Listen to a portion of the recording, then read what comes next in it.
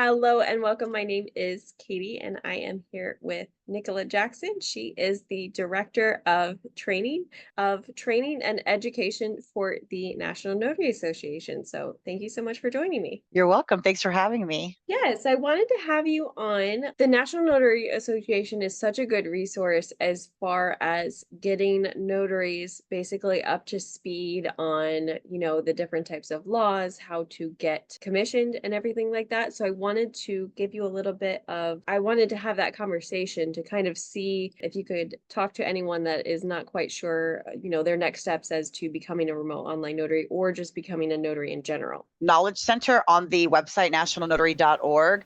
And that literally is where you can go put in the state and it will tell you exactly what steps that you're supposed to take and give you ideas of what kind of supplies that you're going to need and the steps that you have to do them in. Because sometimes that's the hardest part too, because some states require you to get everything first and then come to them. Some states want you to go to them first and then get your stuff. So it's a good resource that we have to find out exactly what you're supposed to do and even give you some insight on where to find information about, especially when it comes to remote online notarization, service providers and platform providers, and trying to figure that out.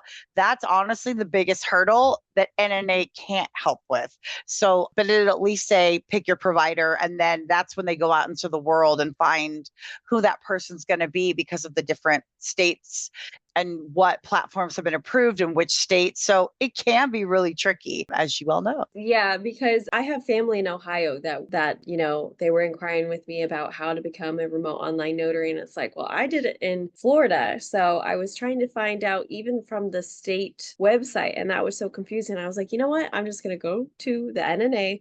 They're going to give me the steps, and then I'm going to check it against the Secretary of State just so that, I have a game plan and a roadmap. My next question is, how long has the NNA basically been around? Because it seems like it's fairly established. It's exciting. I've been with the NNA 24 years. So I remember the 50th anniversary. So it's more than 50 years. How about that? But yeah, it's been around a really long time and kind of got created out of necessity of it's the simplest, most complicated process to become a notary. Like if you think about it, it's a really simple step one, step two, step three. But when you put it all together of all the different places you have to go, it gets complicated. And that's kind of, I think, where the NNA came about. And it's really like infant stages. And then the more that time has progressed, it's about, creating this like oneness of like bringing all the differences together because there are a lot of similarities. So even when states' laws are different, being a notary fundamentally and the foundation of it is the same. Yeah, and then your knowledge base, the different types of information that you give out all of the time. Like I'm subscribed to the NNA because you guys send out different emails on a fairly regular basis of new events, things to like be reminded of, best practices. So if you are a newer notary that's looking to, expand and become more knowledgeable, I definitely think that the NNA is a really, really good base. How do you, I guess, start or come up with the ideas for the different topics that you cover? So there's a multitude of things. So one of my departments that I am really fortunate to run is the hotline. So it's where we have a miniature call center where we have reps that take over 10,000 phone calls a month from notaries, mid notarization sometimes, asking questions about their state laws. So we spend a lot of time keeping our resources up to date. And so because we're getting constant questions from our hotline 6 days a week, we get a lot of the stuff that we're going to talk about from those questions, right? Here's what people are talking about. We have an ambassador group that gives us a lot of feedback. And then sometimes just we're asking questions about ourselves, like how are people navigating this or that? So there's a lot of different ways that it comes in, but I would say majority starts with, hey, what are they asking about on hotline? And so, we use the data that we get from those calls just on a high level basis of like, is it basic notary stuff? Sometimes people write in and ask for certain things to be covered. It depends, but it's just kind of keeping what's that expression, your nose to the grindstone and your ears open so that you kind of know what people want to know about. So, and that hotline, is that open to anyone or is it just to people that are the members of the NNA? It is a member exclusive benefit. And I would would say the best one, especially, I will tell you that the majority of people that call the hotline, they already know the answer to the question they're going to ask. It's that like second line of like, I need someone to just confirm with me I'm on the right path with my thinking, that's got like the books and the resources right in front of them. So like rather than, Googling is one thing, it's you're not sure. You want someone that's like got the statute sitting right there. That's like, yep, statute XYZ says you're right.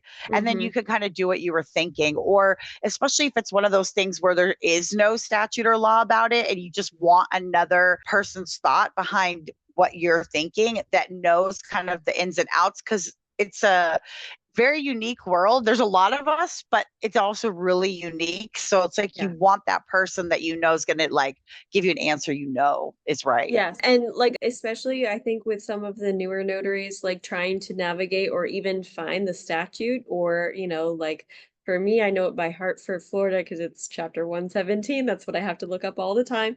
But I mean, if you're a newer notary or if you kind of haven't been in the notary world for a little while and then you come back, because, the commission is usually around 4 years, it can be difficult. And then there's a lot of questions that you can't really find a resource for. Like Google is not going to be usually your best friend for this And type neither of are stuff. Facebook groups. Please No. don't get your information from Facebook groups. Okay, so the next thing that I wanted to kind of go over is something that is a little bit near and dear to my heart, but it is something that's very interesting for the fraud prevention, but specifically for remote online notarization. So I saw the NNA come out with a new article. Are you familiar with that article? I know the article you're talking of, but I have not content in depth. Okay, so just on a broad level, do you feel comfortable, like what's your take on fraud within remote online notarization, I guess? I don't have a lot of knowledge That's about okay. it, but Yeah. here's what I will say. I know that there's a lot of worry out there because of, AI being able to introduce it. But not only that, there's also this branch coming out now of deed fraud, and people being able to steal that and using, because of what like technology's been using for the good with remote online notarization, but also like the evil side of like being able to take advantage of that.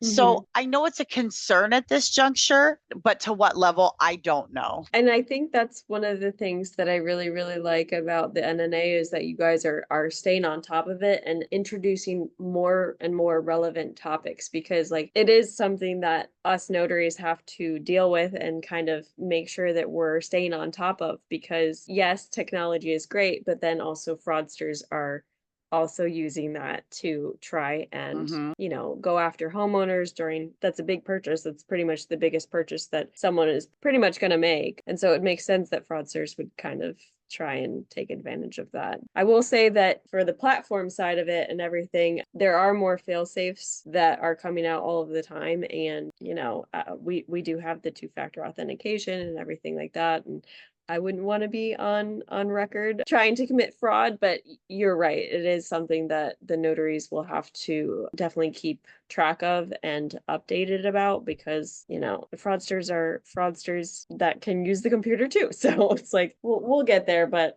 yeah. Yeah. And let me just say too, like the other part of it is, the thing that's unique about remote online notarization is the notarization's getting recorded. Yes. So notaries that are doing it need to be really good with their notary skills and do everything the exact same way every single time, because, in the regular paper world, when someone's trying to, has a transaction that's being questioned, there's evidence. You've got the journal part that is like the record of it. But with remote, you literally just go through the recording and figure out what went wrong. And so I feel like there's some instances for a notary that's not, going down to the exact way and doing it the same way every time. It kind of opens them up a little bit more and exposes them, because you're literally going to see what the notary did or didn't do. So I think that that's something to think about too for people getting into it, to just make sure that like they know exactly what's going on and that you do it the same way every time, maybe even with like a script or something. For me, I usually advocate for a script. Like I have one when I was first starting out, and now I just use it as a dual screen, but like have my script and a checklist of the things that I do each and every time, regardless of whatever it is going on. Because sometimes for the notarizations, like even if they are remote, they can be chaotic. It can be easy to get off track. And so to have that type of checklist and to have that script, it's nice because I have had it happen where people have asked for the recording or said that that person wasn't necessarily there, and I'm like, well, I do have an audit trail, I do have the recording, so that is nice to kind of cover your own, cover all your bases when you're doing these, because it can be called into question, which nobody wants, but it does happen. So It could, yeah, for sure. And it's not common, but yeah, to your yeah, point, every now and then. I can't think is there anything that you kind of wanted to talk about as far as starting out advice to either notaries or people that are starting to become a remote online notary? Just really to remember that the number one part about this is that you're a notary, which is a public servant. That's the main role of a notary, why they got introduced. So just kind of keeping that in mind, but also just really making sure you understand what the role, like what a notary's role is, like what each notarization you're performing certifies, and not so much what each document means. Because at the end of the day, every document gets notarized the exact same way. Now, there's going to be little tips and tricks that are going to help you industry wise in the industry that you're working with that help you get more business and stuff. But ultimately, being a good notary is the most important skill. So I know you hear everyone talk about know your state laws and those kinds of things, but it really is important. And I don't know that everyone always takes that time to really know and understand them the way that they do. But also, as I'm saying this, I'm going to also say, just get out there and do it, because the only way you're going to learn is by getting out there and doing it. And I think everyone waits until they think they're like perfect at it, and there is no perfect, like you just got to go do it. So I 100% agree, because some of the other notaries that I talk with or I work with, they're like, I'm scared. I'm like, but it's like, they've done more certifications and they've done more training and more, than anyone that I know. And I'm like, you're probably the best notary that I've met, and you're still scared to do your first remote online notarization. Like, if there is someone that's a little bit scared, like after you've done the test with a friend where you send out the invitation and done it a couple of times, just kind of jump right into it after you know your state laws and everything like that. Like figure out the software and then jump right into it, because that's how you're going to learn, is like on the fly, on the job, because otherwise you need to put it into practice. that's the thing is, if you do make mistakes, it's how you bounce back from them. That is what will determine whether or not someone will want to work with you again or hire you again. It's not about that you made mistake. It's that you just were like quick and recovered them. And I think that's something too, like you just can't be afraid to make those mistakes. And, to this day, I have to do a mental checklist every time I'm going to, do something to make sure I don't forget anything. So like those nerves never go away. I say it all the time. No one ever feels like, yes, I got this. Like, let's do it. You're like making sure okay, have this. You're doing your like mental checklist. It's what we all do. And to that fact, like I've been a notary for going on like I think 11 years. And still to this day, anytime that I get a job, I'm like, yay, I got a job. Go Yeah. Google the document they told me they're going to give me, see if I can find one online, see, or just ask them to send it over so I can have a look at it.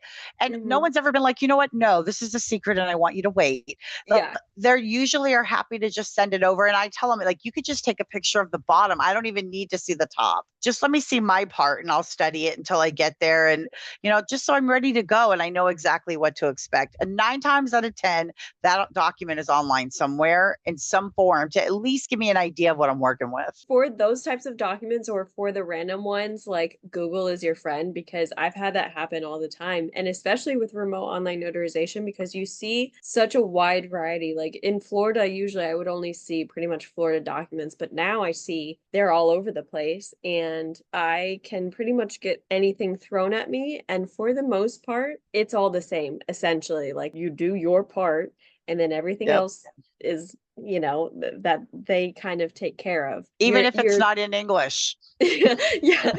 yeah, those are always kind of tricky, and I do kind of refer back to state guidelines where I'm like, I can do this, right? So Yeah. Even the In a most, lot of states, as long as the notary wording's in English, you're good. And the mhm. biggest thing to worry about is whether or not the document's complete. And the good news is blank spaces look the same in every language. So, Yes, you know yeah, what I mean? Like that's one universal thing we can rely on. So as yeah. long as the notary part that you're filling out, is good, not, you're usually going to be able to do it. But we Mhm, are back up against the wall when we see a document we don't understand because we're that fixated that we're supposed to know what it says, but mhm. we don't have to know. And that's the great part. Yeah, and then like for the most part, like if I've had people that ask me, they're like, "What is the most interesting document that you've ever seen?" I wouldn't say that anyway, just because of privacy and everything like that. But in general, I'm like, I don't retain any of it because I only care about my part. Like, they could be saying that they're the king of France, and it's not really my job I'm not notarizing that they're the king of France. I'm just notarizing that the person is in front of me.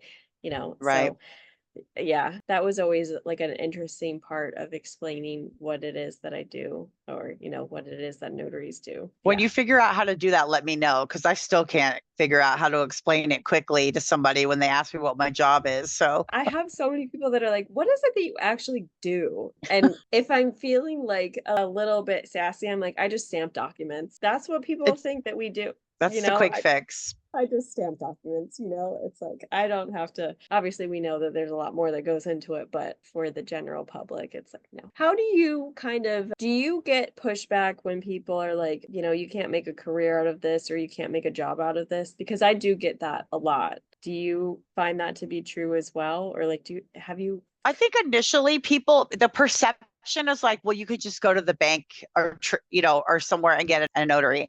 And the answer is you are right. But go in there with your document that's not related to the bank and they're going to send you away. And it only takes Mhm. somebody one time to figure that out before I get the call like, hey, do you still do that notary thing? Yeah. So to your question, yes, I do. There's so many people I know that do have this as their career, are in the transition of making it their career. But Mhm. it's a good thing. It's a teaching moment, and just to refer people out. And it's like you never know. One thing I know for sure is you can never find a notary when you need one because everybody always is suddenly looking for one. So when I tell them what I do, it's like, oh, there's notaries everywhere. But when Mhm. someone needs one, they don't ever seem to remember where they are everywhere. So that's good Yeah. for us. Yeah, definitely. Like, yeah, I do the same thing where, people are like, oh, you can just go to your bank for that. And I'm like, well, what about on a Sunday? Because I used to work in banking for however many years. We work on bankers' hours and bankers' holidays. And, we don't do some of the documents that they would necessarily want. And I know that some banks just have completely gone away from having They notaries have. at all. So, I Mm-hmm. mean, I think that the general public is kind of figuring that out and then, keeping my number when stuff pops up and stuff like that. But yeah, it's definitely a something that you can either do as like on the side or as a career with enough effort. It does take a while to get to that point. And effort is the key word. It's a lot of effort. So, yes, it can be a career, but just like any career, you really have to put the work in. Because I know plenty of people who have someone came to their house and notarized documents and they decided they wanted to get into it and realized it was much more work than they thought it was going to be. Because you got to sign up 8 million companies and put your name out there and tell everyone you're a notary. And it's like, yeah, but there's people doing it. So, Mhm. and there's people making money doing it. So it is possible. And there's a lot of people that are following certain trainers' strategies and methods, and they're working for those Mhm. people. So, they can't all be wrong about this. That's something that I kind of find to be true, that some people only pick up on, how much you can make an hour and not necessarily all of the work that goes into the back end of it. And it's definitely not a get rich quick kind of thing No. in any sense of the word. It's very much engrossing of my life. So it's like, okay, this is my identity now. But yeah, so I do like it because the notary stamp is something that you can always kind of fall back on, whatever it is for your walk of life or your career. Like if you need to be able to do a couple notarizations to pay for some Christmas presents or your car breaks down, I definitely think that this is something I advocate for it 100%. Yeah, no, definitely. I mean, it is so doable, but the front end and the first like step takes a lot of work to do, especially just to like get the first one done because, they want people with experience, but you can't get experience unless you've done some stuff. So that's why I would say the more notarizations that you can perform on basic levels before you start getting into like the niche work with real estate and, all the other stuff, just regular notary customers. The best advice someone ever gave was to go to the UPS store because they have a notary in there, but they're not always working. So even just having that call of like, hey, can you come help my customer? Just to get that experience is so important. And I 100% agree, because even still to this day, drop off my cards at like FedEx or any of the UPS that I work, like go drop by. And I know some UPS or FedEx will say like, no, we already partner with someone, but there's some that are like, okay, I'll definitely take your information, and then they give out my information. And then that's where I got some of my first notarizations is there was like a pack and ship that the guy didn't want to do the notarization. So he just called me. So shout out to that person, because that was very nice and helpful in my career. And even other notaries, because sometimes the day that they get called to do something, they are busy and don't want to lose that customer. So by helping that person find someone else to do it, saves them as well. But, so while you may think, okay, it's not a good idea to talk with the other notaries in my area doing this, actually it's the opposite because you create a network. I can't even tell you how important I think that is too. I 100% agree. Like the first notary that was local that I reached out to that was doing this and advertising and doing this full time, I was like, hey, can we get coffee? And I was expecting to kind of get met with a brick wall. And she was like, let's get coffee. I'm going to go over everything with you. We're going to talk about it. We're going to, talk about, she was incredible. She talked about fees, like she talked about everything. And to this day, we're very good friends and we've referred work back and forth. But yeah, it's 100% a good way to get a client base, because now I do primarily remote. I hardly ever go out and do in-person notarizations. And then, I work with Pro Notary and we do a lot of stuff where I'm behind the computer or just out networking. And so I now refer work out to my pool of in-person notaries because I don't do them as much. So it definitely reach out to your local notaries, because usually if they're good, they're going to be nice and collaborative. I agree. The ones with the walls up, and they may have been burned by someone or had an experience or something like that. But for the most part, everybody's got something to gain from a situation, and they should be at least open to hearing what you have to say because they know the struggle themselves. And I'm so glad that we connected too. I think the next thing that you guys have going on is the Las Vegas NNA, correct? Virtually, we have a success summit coming up August 16th, which is something we do for I do a 3-hour virtual event just with different workshops. There's another one in October. And then you're right. Next June is Vegas NNA 2025. It's going to be very exciting. So I'm in the planning stages of that right now. I'm kind of getting the thing. We're going to be putting a call out for speakers soon of people who have workshop ideas that they want to teach. So there'll be a video out soon of, for submissions for that. But yeah, I mean, the great thing about that is having all the notaries in one place and having a place to talk about this with everybody around you knows and is excited to hear about this. And it's not always, you can't have this conversation at the dinner table. You know what I mean? No, it's a completely different, it's a completely different thing for me to say, I got to the place and the person ID was expired.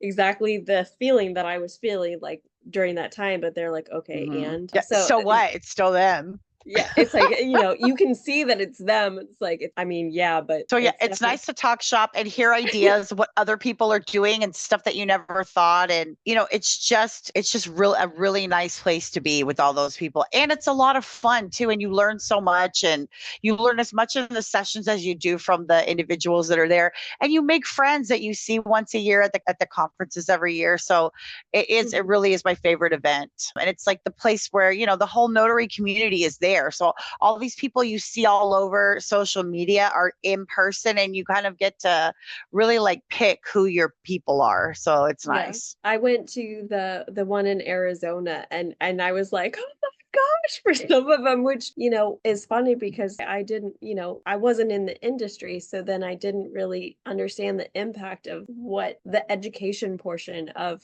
the notary world really does, and it's important. It's important because notaries that don't necessarily know what they're doing can really mess up some of the documents and major parts of people's lives. So yeah, the education part is Inadvertently important. too, just with innocent little mistakes. So yeah, it's Mhm. true. But I wanted to thank you so much for coming on. I really appreciate that you spent your time with me. What is the best way to find out more information about the NNA and also to connect with you? So the NNA's website, nationalnotary.org, is the best way. And then you can find me at Notary Nicola on all of the social media channels, Yeah. except Twitter or X, whatever you call it. I've never Mhm. gotten into that. Maybe it's my Me age, either. but yeah. And then the NNA's also social media is super fun. So we Mhm. collaborate on a lot of stuff there. But yeah, Well, thank you for thank having you. me. I really appreciate it. Of course. Yeah. Thank you so much. And then also for Pro Notary, if you are interested in learning more about the remote online notarization software, we are doing a ton of different things within the space, and we'd love to have you come and book a demo or become a member. So thank you so much.